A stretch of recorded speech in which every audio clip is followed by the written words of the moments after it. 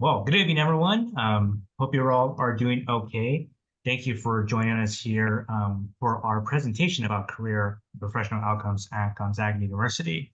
I am your host, Levi Garcia Morales. I am an admission counselor here at Gonzaga. I primarily support students from Western and Central Washington, but I'm glad that you could all make the time in your schedule to come out and listen to us and speak. And Ray, do you want to introduce yourself? Sure. Hello, everyone. My name is Ray Engel. I serve the university as the Assistant Vice President for Career and Professional Development. And I've been on campus for 9 years, but in college career services for over 33. Awesome. And we're currently setting up technology, everyone, so please just hold tight and we'll get started with the presentation shortly.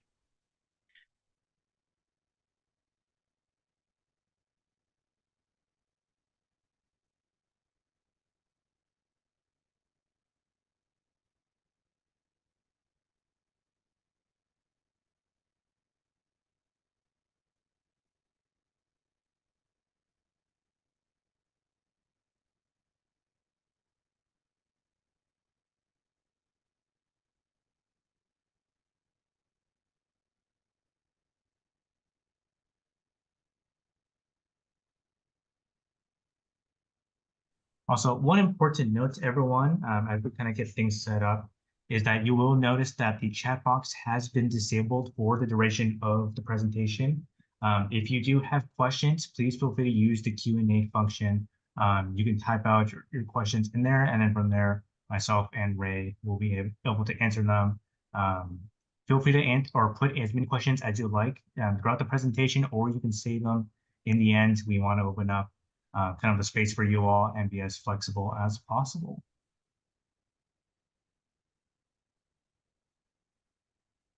And just to kind of give it a test run, if you want to use the Q&A function, please feel free to type in where you're all tuning in from. So if you're tuning in here from Washington State or from elsewhere around the country, please feel free to write those responses.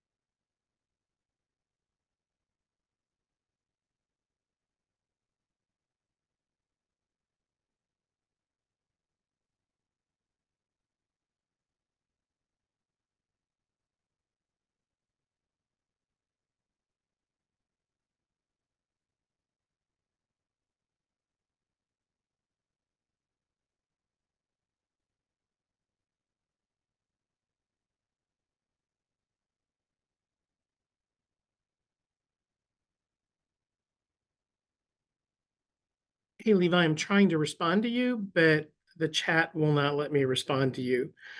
So tonight's presentation is not Catherine's. Tonight's mine, and Catherine is a different night. Perfect. Well, in that case, though, if you want to get started with the presentation, feel free. The floor is yours. So am I a co-presenter so that I can share my screen?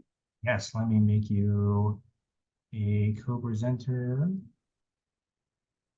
You should be able to share your screen. Okay. Okay. Hold on just. However, not.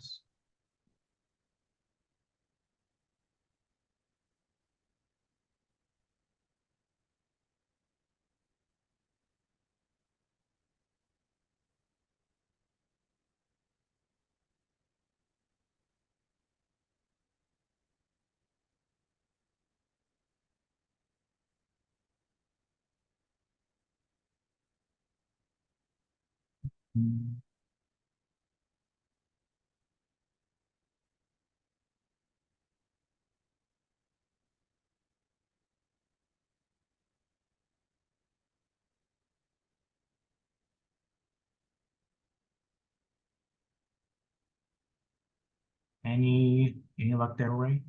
Yes. Yeah, I don't have a share screen function in this webinar. Um, Here, let me see what I can do on my end.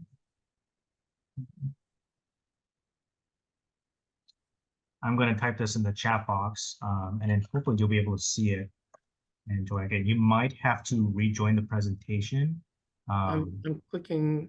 Oh, you think I need to rejoin? Yeah, you might need to rejoin it, Okay, so that way it should work from there. okay. Let me copy that.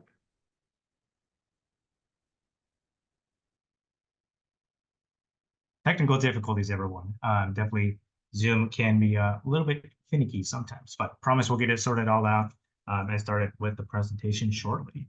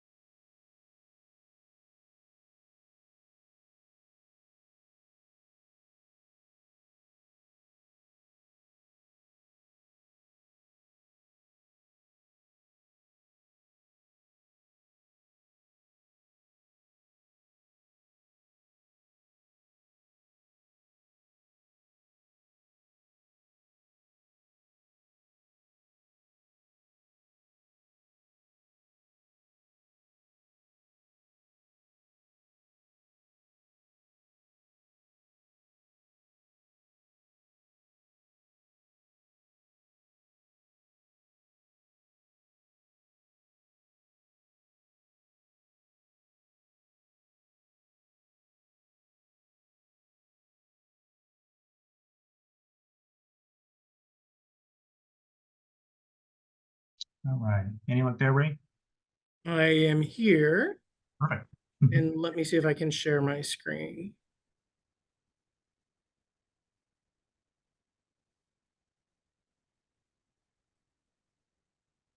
Also made you a co-host. Perfect. Great, Yeah. wonderful. And then here we go. All right, I think we're ready. Are you ready for me to start? Ready for you to start whenever. All right. Well, thank you for joining us tonight, everyone. I appreciate the time you're taking to join us for what I think is a very important thing that we offer here at Gonzaga University. We're going to be talking tonight about career and professional development, specifically focusing on career outcomes and services through our office. So, St. Ignatius Loyola is known for this quote: "Go forth and set the world on fire." And certainly, he did not mean for us to go out and burn everything down. But his real intent was for us to recognize, and for college students to recognize, that there is a fire burning inside them that they are really designed to share with the world. And we in career and professional development really resonate with that saying and with that concept. And so tonight, what we're going to do is we're going to focus on actually the bottom three things here. We're going to be looking at, well, the top one, a career development mission, and what is it that we do. We're going to also talk about the First Destination Survey report, and we're going to focus on the programs and services that we offer. So I'm going to have to, because when we just closed down, I lost my saved presentation that was slightly different. So we're going to make sure we get to the right things. So when I think about what it is that we do, many times you'll hear people these days talk about their why statement. And I have to say that the staff that I get to work with here at Gonzaga, we really believe that Gonzaga University students have the potential to meet the profound and complex needs of an ever-changing world. And so what we want to happen while they're here is we want them to clarify and attain all of their career and educational goals. In order to do that, we do it by having some very intentional things. So one, we develop a collaborative community-wide network of career educators. So it's not just the people in our office who are here to help students clarify and attain their career and educational goals, but it's faculty and staff and alums and parents and families. So, and we do that in a very fun and intentional way. We offer relevant and meaningful services and programs to foster and support our students' success. And hopefully, while they're here, we're teaching them how to navigate lifelong career development. And I'm trying to keep this presentation fairly brief. And if we want to talk about career development, what it is and how we think about it, we'll address it near the end. But what I really wanted to do is talk about some outcomes. And so we're going to fly by the career development stuff for a few minutes and talk about the services that we offer. So when people are trying to make career-related decisions, what they really need is to kind of talk it out. And so career counseling, coaching, and advising is really what I perceive as one of the most important services that we offer. So if you are thinking about Gonzaga and you are not quite sure what you want to major in, we can help you with that. Or maybe you know what you want to major in, but you're not quite sure what to do with that major, we can help with it. If you're sure what you want to do career-wise, but you're not sure what major maps to that particular career, we can help with that. That's all in our career coaching and advising. We offer a variety of career assessments to help people think through and get ideas related to what might resonate with them. We help when students are looking for internships or for jobs, although sometimes people think that's all we do. We're actually helping students with any issue that is related to career development.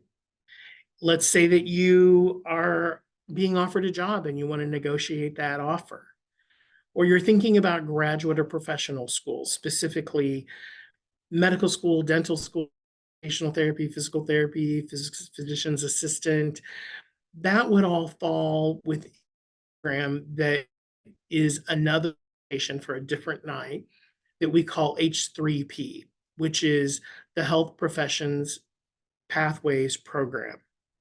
We also help if people are thinking about law school, We are the pre-law advising clearinghouse for services. And any other master's or PhD program, if you're thinking about that, we want to help you get there by demystifying what that process looks like. In addition, a couple of years ago, we started offering assistance to students who are graduating and are trying to compete for what we call competitive fellowships and scholarships. Things like the Bourne Award, the Marshall Award, the Gates Cambridge, the Rhodes Scholarships, the Fulbright. And so all of those services are kind of marketed and supported as students apply for those really prestigious opportunities. And really, if you can think of a career-related activity or topic, your career coach, your career counselor can talk through that with you. We do offer a variety of career fairs, and this is when a variety of employers come to campus to meet with students to talk about their opportunities. So whether it's an internship or a full-time job, in the fall, we have our all majors career fair. We also have our engineering computer science career fair. In the fall is also the postgraduate service fair. So if you're thinking about the Peace Corps, Teach for America, AmeriCorps, or even the Jesuit Volunteer Corps, that's where you would meet some of those individuals. The Fuse Career Fair is a career fair that we do jointly now with Washington State in Pullman, with University of Idaho in Moscow, Whitworth, Eastern, and Gonzaga all come together to offer a very robust career fair each spring, typically downtown Spokane somewhere. If you are in an accounting program, we have an accounting career fair in the fall and the spring to give you the opportunity to meet some of the recruiters who are specifically looking for accounting majors. And then during our trek in Seattle each year, because that is one of our largest cities where students go after they graduate, during that trek, we have a career fair that is basically Seattle-based employers. We're also visiting a variety of employers, and I'm going to launch into the trek program. So the trek program is really interesting because we've been doing treks for over 25 years. And many colleges and universities around the nation come to kind of see how we do these treks. And really what treks are is where we either take or meet students in cities that are attractive to them. So the top cities where our students tend to want to live and work. So we go to New York City in the fall, and that is what I call a boutique trek. We only take 12 students to learn about investment banking. Those are typically sophomore students, and that's 12 is about all we can fit around, a conference table. But while we take sophomores for investment banking and finance, this past fall, we took a second group of students that focused on marketing and advertising, and that's not unique to just sophomores. So in the top left photo, you'll see a picture of our first marketing and advertising track. And then in October, we also visit a variety of employers in Spokane. In January, before we return to campus for the second semester, we visit both Portland, Oregon, and Seattle, Washington. And so the middle picture is a picture taken this past year in Portland during that trek, and we were visiting Nike. In Seattle, we tend to visit some of the staple employers for the state of Washington. So Boeing, Microsoft, some of the healthcare facilities, Nordstrom, Starbucks. We change it up all the time, and we actually have one track of that trek that focuses on visiting theaters in the Seattle area for the theater and dance programs. The London Trek has been around now for 3 years, and that's where we take students to London during spring break. It's really just a 2-day set of excursions where we focus on, if you're thinking about living and working abroad, let's talk to some Gonzaga alums who are living and working abroad. And so we visit some employers there. And we also visit students who decided to live and work abroad by going to graduate school.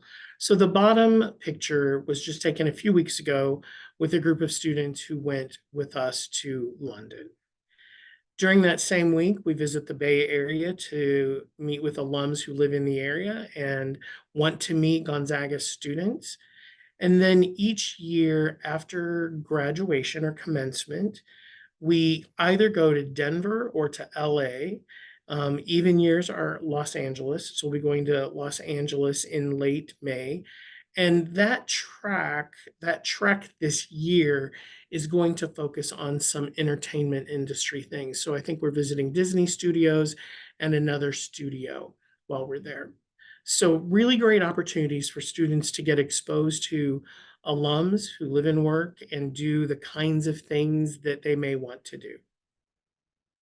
We have a variety of online platforms. The first one is Zags Ignite. Zags Ignite is our standard way that we kind of manage all of our services. It's where employers reach out to post jobs and internships that they want our students to apply for. It's also how we manage our online appointments so students can log into Zags Ignite and make an appointment to meet with a career coach. Zags Connect is the equivalent of our own LinkedIn. So it's not LinkedIn, but it is only a platform that our students and alums have access to, and some of our friends of the university who really want to be mentors to our students. Interview Stream is a resource that's available to help students practice their interviewing so that they do really well when they get that job that they want to land. They can also work with us one-on-one, but this is a 24/7 platform that allows them to practice interviewing, watch themselves, critique themselves, and hopefully get better. Going Global is a platform that allows students to go look at various cities and countries and determine, if I want to go to work in one of those places, what does the resume or CV look like? Who are the top employers? How do I get a work visa? Those kinds of things. Career Shift is a platform that I would call it it's a holy trifecta of three things that you would need when you're looking for a job. And that is jobs and internships that are actually posted, different employers or organizations who might have the potential to hire you. And then the third is actually people who work in those organizations. So while you're looking at one, you can kind of weave in and look at other things as well. Finally, we have a resource called What Can I Do with This Major? And if a student is, let's say, majoring in philosophy and they're not quite sure what to do with it, they can log onto this platform and click on philosophy, and it'll tell you these are the kinds of things that people who earn degrees in philosophy, these are the kinds of things that they do. And it's very varied. We have a variety of other things that we do. We have a program called on-campus recruiting where employers come to interview students on campus. We also offer students interview rooms. So if they're trying to find a quiet space for the interview that they've scheduled with a potential employer for a job or an internship, if they need a space, they can come and we can provide that for them. They just need to schedule it. They can't just walk in and say, oh, I need an interview room. We do a variety of workshops. We have employers who come to campus to conduct information sessions. We do a variety of presentations in classrooms and for different student clubs. Each year we host an etiquette dinner to help students kind of hone those table manners. And this year's event is actually next week on April 24th.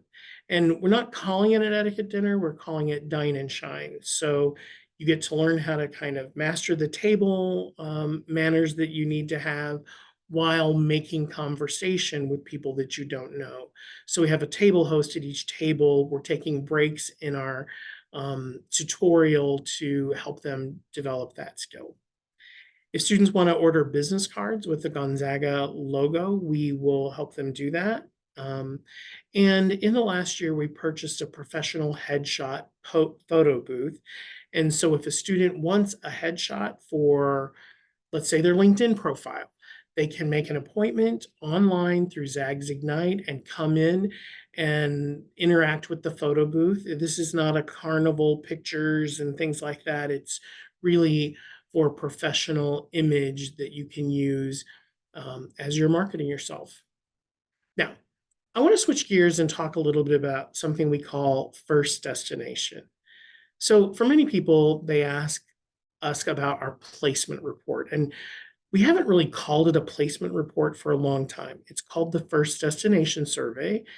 And the survey is the standard for how we collect and report data about our students and what they're doing after graduation is created by the National Association of Colleges and Employers.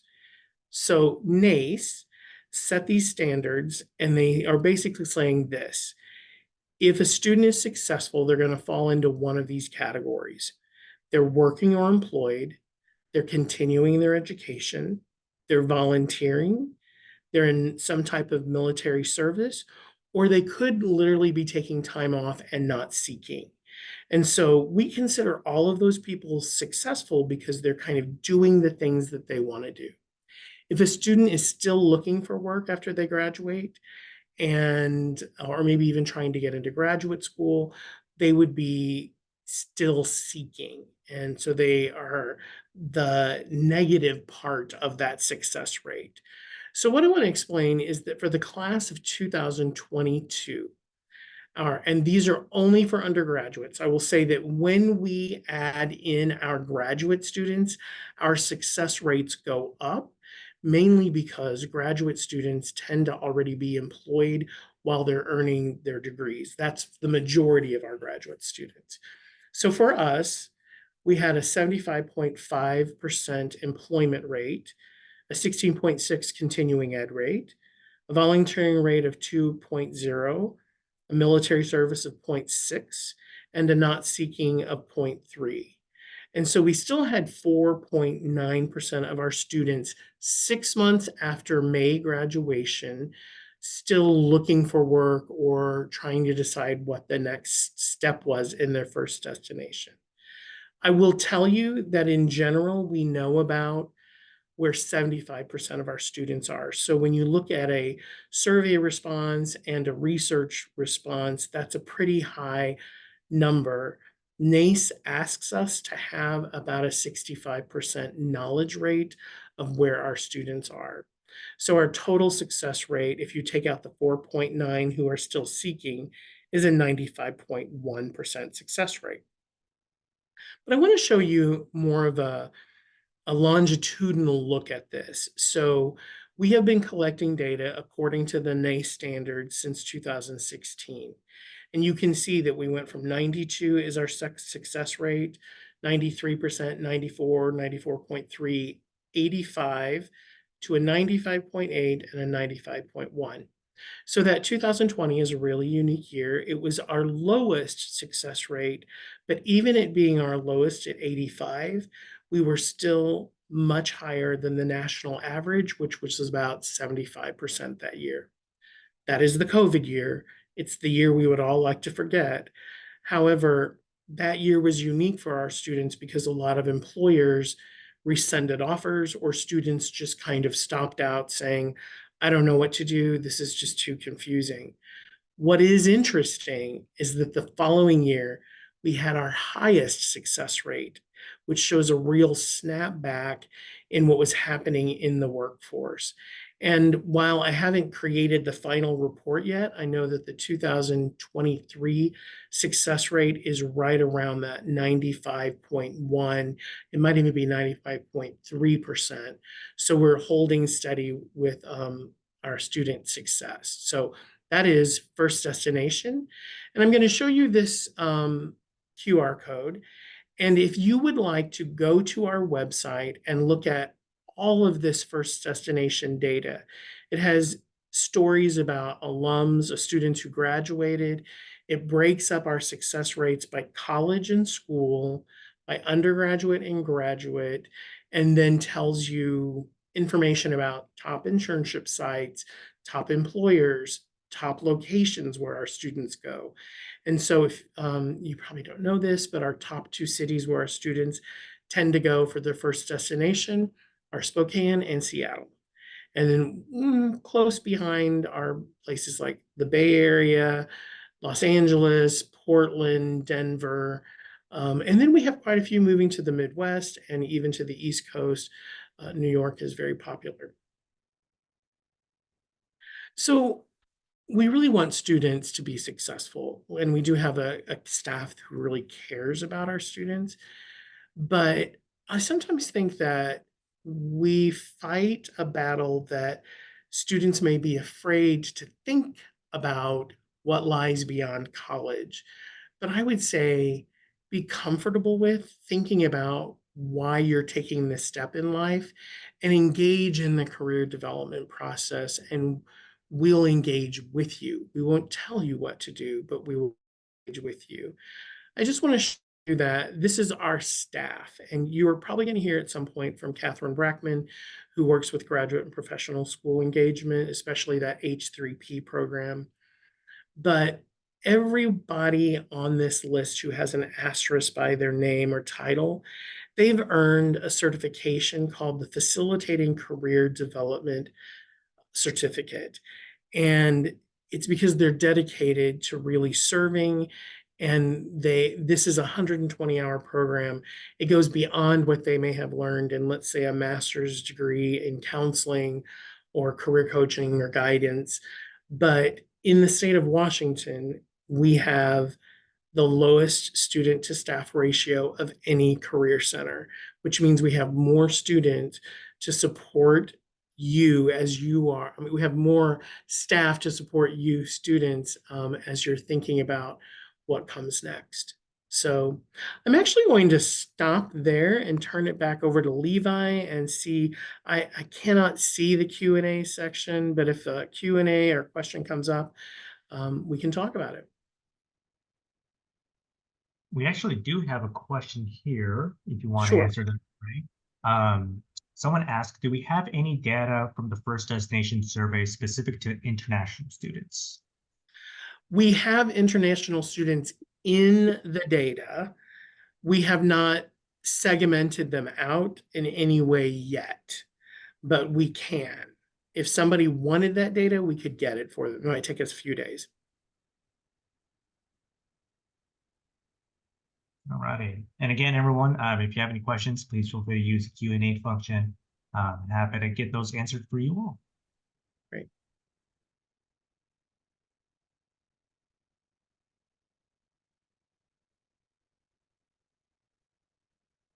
Another question that came in, how do you make sure that students engage with career professional development?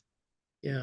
This is a really interesting question, mainly because I can't make a student come into my office. We are not an academic program.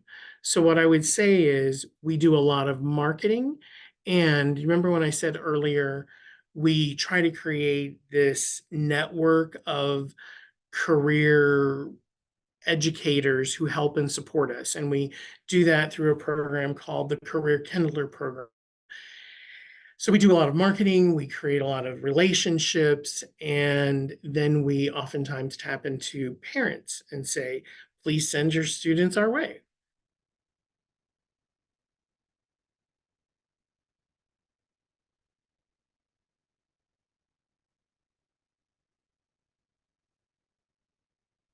I see the question, do you have a career center or service for business majors? So we don't have what you're asking about is what we call a decentralized career center, where each college or school has its own career center. We don't have that. Instead, we have what we call a networked career center. And we work very closely with every college and school. So we have one staff member who works specifically with the School of Business Administration, And so she has office hours in Jepson, where most of those classes are. She serves as an advisor to some student organizations, and she's constantly doing her own marketing directly to business majors. But we do that with pretty much all of our colleges and schools. You ask, does the data for job placement offer detailed information showing percentage of job placement per degree? Yes. So if you scan to that QR code, if you go to the specific college or school, so when you get it, there's an index, and you can say if you're looking at undergrad, if you're looking at grad, if you're looking at this college or school, and then it breaks it out by major. Let me just say that specifically in the School of Business Administration, it's a little confusing because right now there are only two majors. There is a business administration degree and an accounting degree. What happens is with the business administration degree, you focus or have a concentration in marketing, finance, logistics, all of those kinds of things. So it will be a general business degree. So you can look at the number of grads we have, how many were employed, how many were in grad school, and you see the success rates by major. The question is, you may have mentioned this, but how many students will a career advisor be managing at one time? So that's what we call a caseload, and we're not a caseload based office, because students, again, are not required to work with us, but we do work with them. So I will say this, all of our staff, and again, we have the lowest staff to student ratio. So all of our staff are trained career coaches, and they're generalists, but they're also specialists. So while they may be generalists in career coaching, they're specialists in working with their college and school and the needs of that college or school.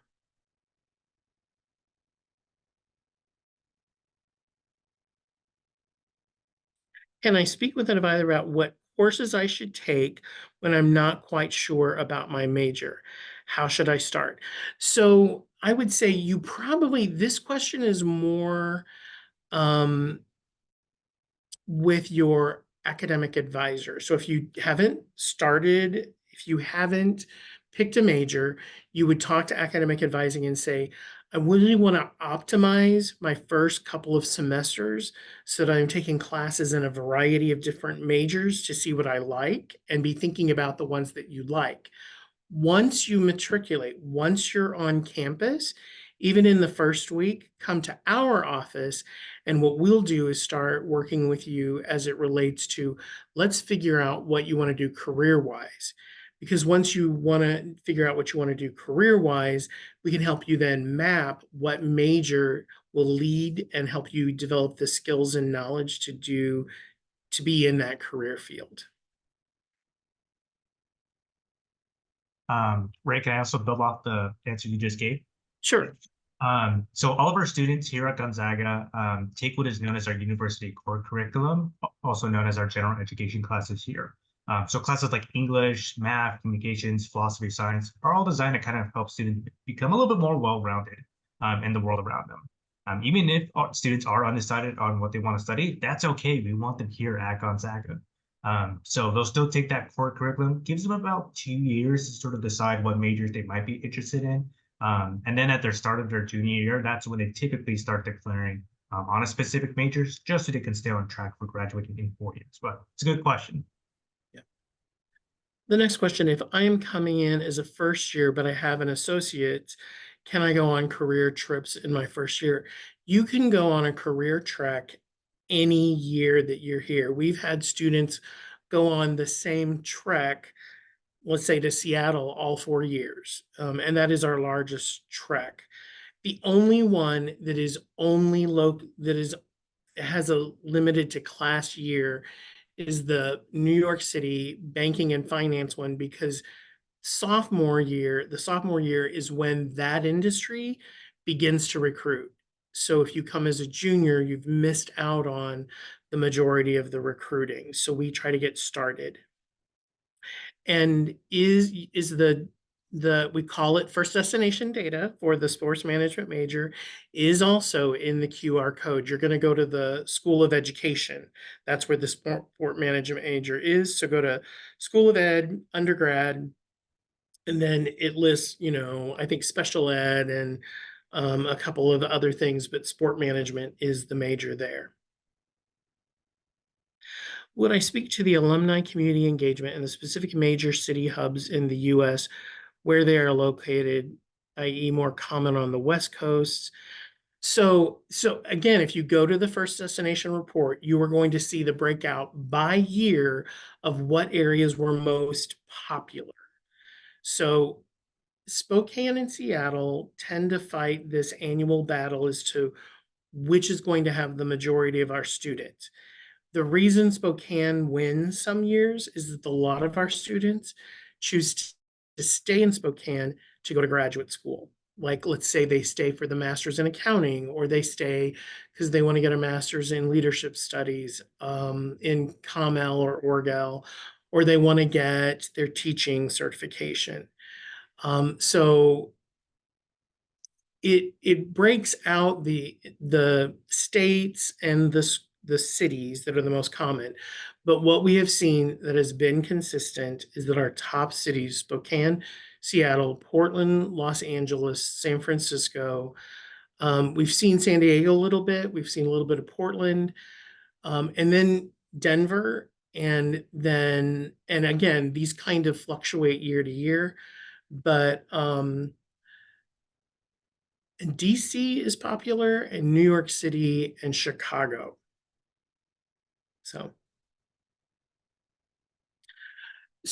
the question here is, does the report show the employer names and the job titles? So we don't list all of the employers because we can't list all of the employers for 1,400 graduates. So what we do is we pick the top employers. We pick the top employers for our internship sites, and we have the top employers by college school, not by major, but by college or school, and the top employers overall for undergrad and grad. And some of those that you might expect would be there are there because we have a strong influence in accounting. We have a lot of accounting firms because we are probably our top employer for the past 2 decades has been Providence Swedish because they belong to the same group, and it has a heavy presence in Spokane, and our nursing program is all going into typically healthcare, military, Amazon. I'm trying to think. Another really popular one is something called Scribe America. So if you're thinking about going into medical school and you want to scribe for a year where you're kind of following a practitioner around, you get paid for that, and it gets you some clinical hours. So you can look at all of those and see that. Now, the other thing that's really, I think, fun, at the back of the report, we list all of the employers who recruited on our campus. These are people who were engaged with us in a very specific way. This goes beyond posting a job. So they came to a career fair, they hosted a trek, they did a classroom presentation, they did an information session, they did all of those things. And I would say that over the past few years, we're averaging anywhere between 350 to 400 employers who are engaging with our students in some way. So, great questions, everyone. Thank you.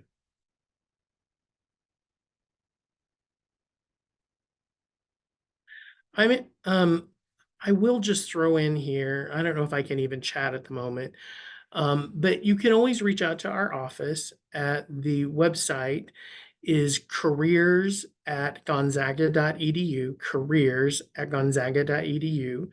And if you just type in career and professional development Gonzaga, you'll find a telephone number for us as well. And certainly you can see what data is out there for you to see. Are there a lot of opportunities for a comp science major in Spokane? What is your experience with placing graduates in comp sci outside of Washington? So So keep in mind that word place, we don't place people in jobs. We help students develop the skills to get the job that they want. So if you have you are a student and you are trying to get a job outside of Spokane, then we're going to help you figure out how to do that by getting you connected to a mentor. If there is one available, maybe you're wanting to work in a tiny town in central Missouri and we don't have an alum there in comp sci. But I would say let's create a plan together and we have a variety of resources to make sure that you're successful. And our comp sci majors tend to be very successful. Any other questions that I would say are more broad, maybe not so specific to a specific major? Because if you have those specific ones, I would say even just reach out to me. And my email is my last name, Angle, Angle, at gonzaga.edu. I'd be happy to chat with you.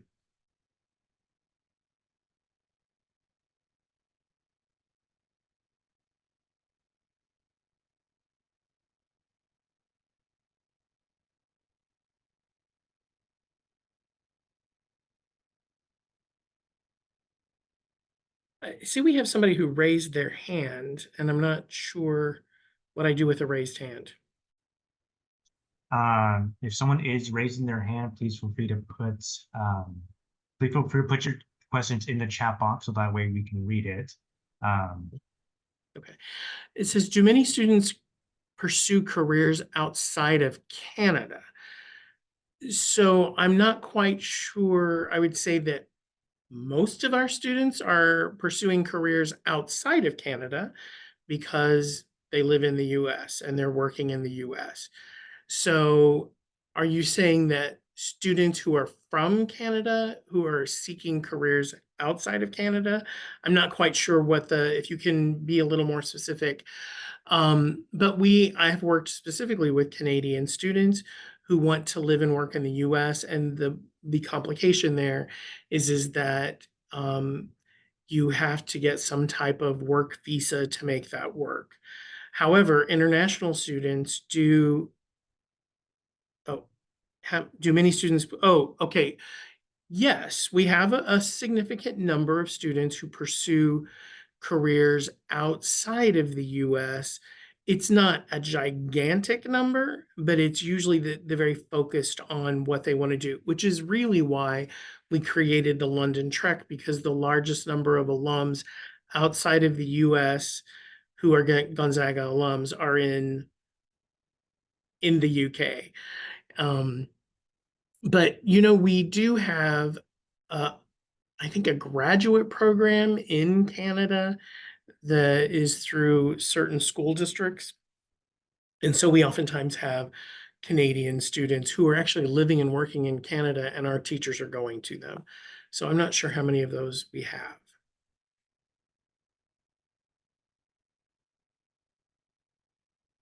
I think also if a person is thinking about living and working abroad, they tend to go into either teaching English as that first initial step, or they're going into something like the Peace Corps.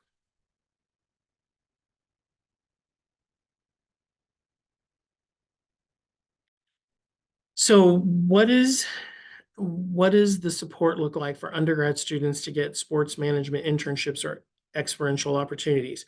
So I would say we work with the student individually to decide what they're looking for, but that is required for that major. And they have some contacts as well to say, these are some of our sites that we like our students to go to. So it's both and. By the way, internships are academic programs, and we are not an academic office. So we are not allowed to sign off on internships, but we help students find internships, if that makes sense.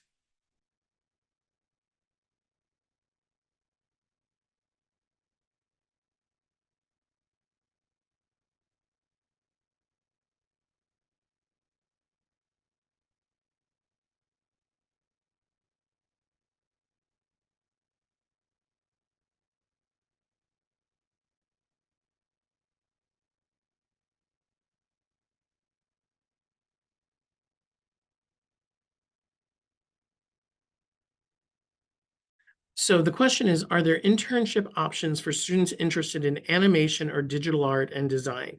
And I would say the internships are out there. Are you willing to go where they are? And do you have the requirements to get them? Because we do not have a major in animation or digital art. We have a major in art and design, so you're going to have to supplement that with some type of additional training if that's what your goal is.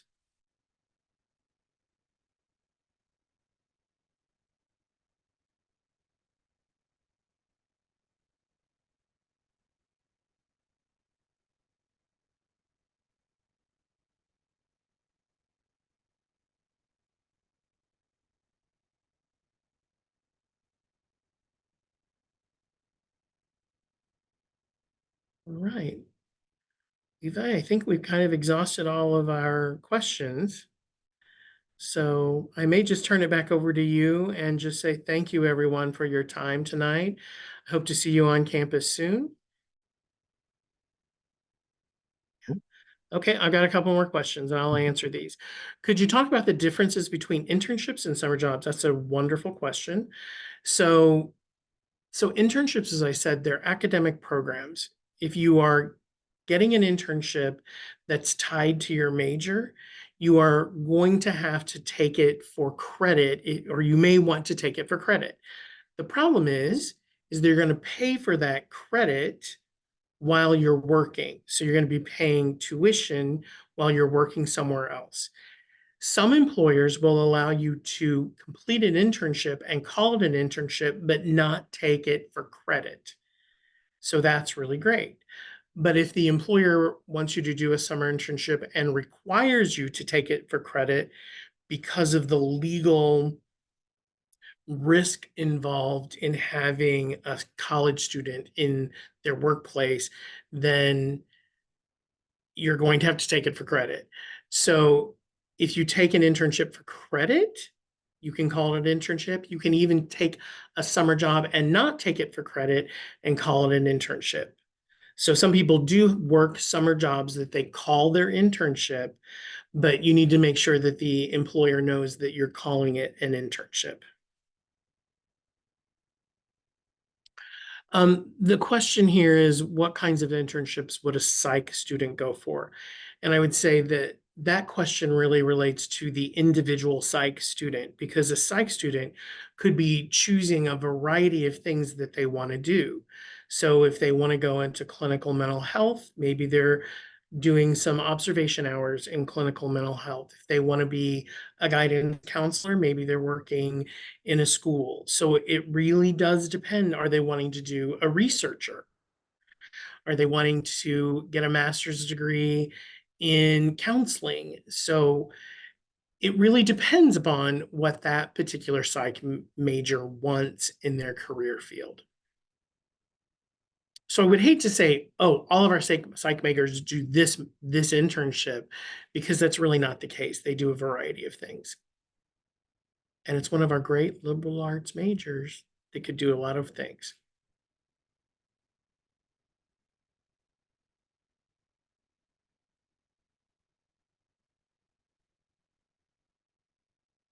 All right. So Levi, I'm going to turn it back over to you, and just remind people they can reach out to our office at any time if they have a question, and have a great evening. All right. Well, thank you, Ray, for presenting. And thank you to everyone for joining us tonight. That concludes the end of our webinar.